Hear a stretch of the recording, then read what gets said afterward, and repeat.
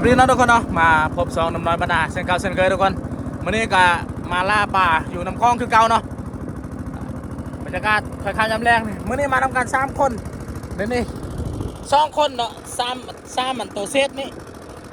2 คนเคิงมันเด้อวันนี้เด้อมาเนี่ยนายพานเขาเนาะนักล่าสายน้ำคลองเขา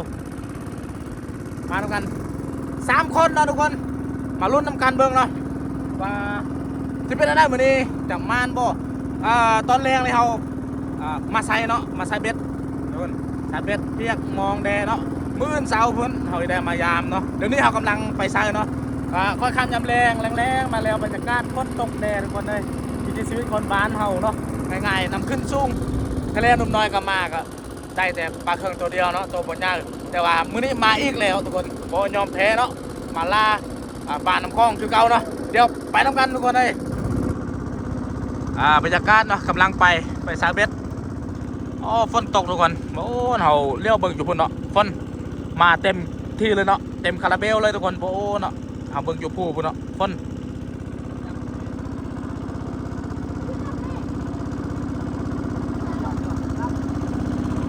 บรรยากาศก็มีพ่อแม่ประชาชนบ้านเฮานี่แหละนะ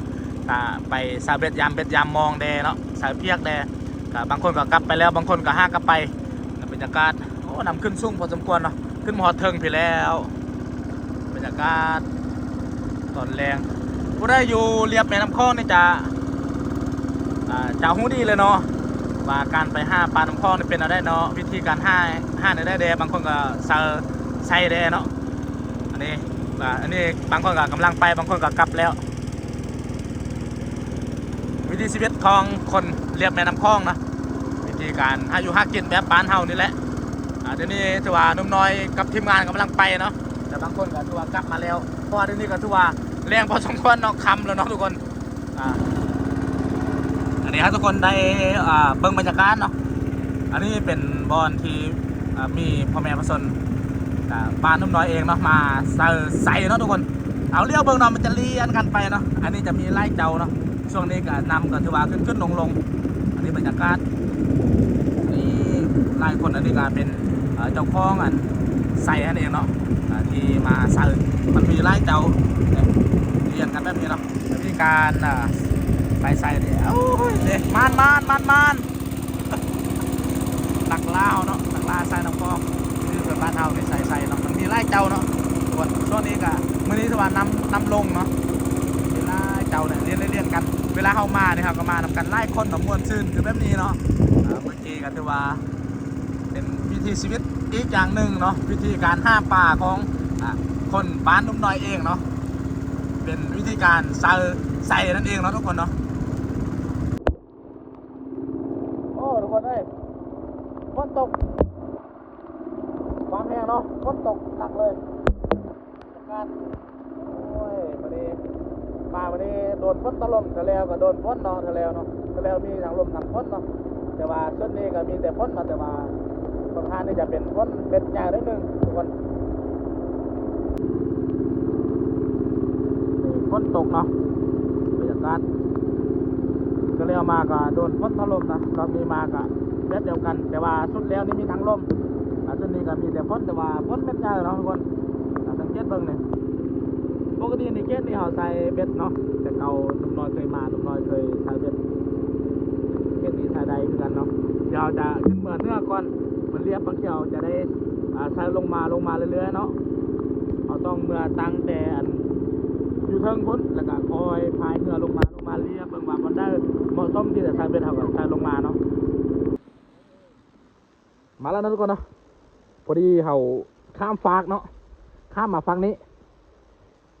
บ้านเขาจะอยู่ฝั่งพุ่นเนาะเขาข้ามมาใส่ฝั่งนี้อันนี้ก็ถือว่าเป็นรางแรกแหกม่านเนาะทุกคนเนาะมันเด้อถ้ามาเมื่อนี้ถือว่า2 คนครึ่งนี่ผู้ครึ่งคนนี้ผมเป็น3 คนได้นี่หนักลาน้อยเนาะ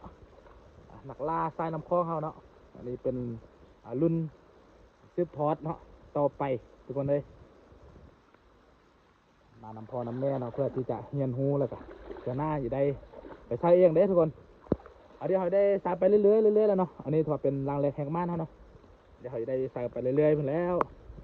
เขามาจดเหือไปนี่ แล้วก็บางบอลเขาก็ได้ย่างไปใส่เป็นจุดเนาะ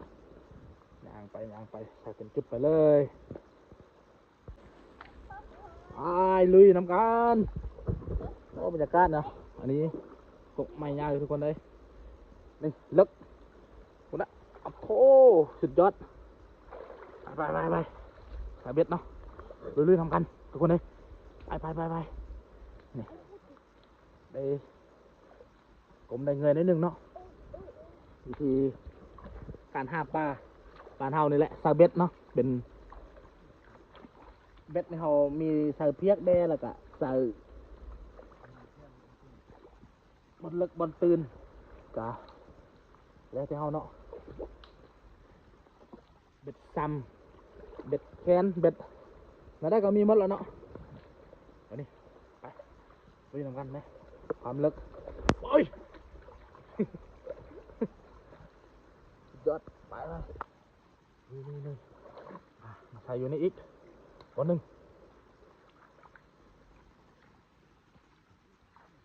คนนี้อีกคนหนึ่งคนนี้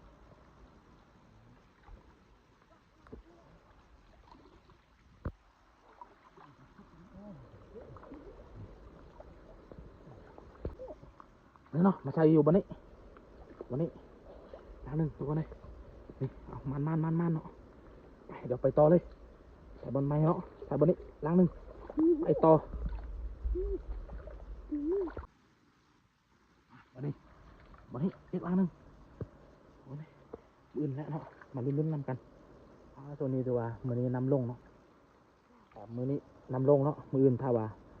นำขึ้นเดี๋ยวเรามาทำเบ็ดเลยค่อนข้างที่จะยากนิดนึงเลยเอาเดี๋ยวนี้อีกล้างหนึ่งมันเนาะเดี๋ยวได้ขึ้นมาใส่ตัวปุ่นอีกล้างหนึ่งเนาะโอเคมันป่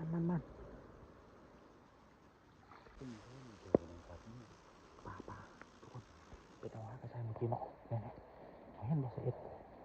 โอ้ปลาใหญ่หรือปลาน้อยเนาะมาลุ้นกันเลยปลากำลังกินเนาะเดี๋ยวเอามาลุ้นเบิ่งของตาเบิ่งก่อนเนาะโอ้ปลาใหญ่หรือปลาน้อยเนาะเอาเห็นบ่เสร็จมาลุ้นกันเอามาท่าก่อนเอาห้ากระชายเมื่อกี้นี่เอามาเบิ่งเนาะว่าเป็นอะไรว่าเสร็จห้องหรือว่านิ่งเดี๋ยวเอามาเบิ่งว่ามันปลาน้อยเพราะบางทีเนาะโอ้ปลาใหญ่หรือปลาน้อยเนาะเดี๋ยวมาเบิ่งกัน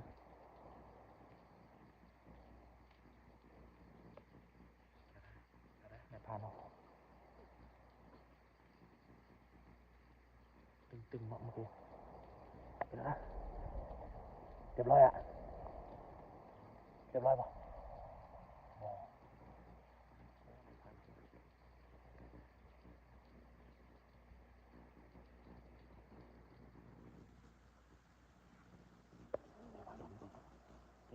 เมื่อกี้เห็นต๊อด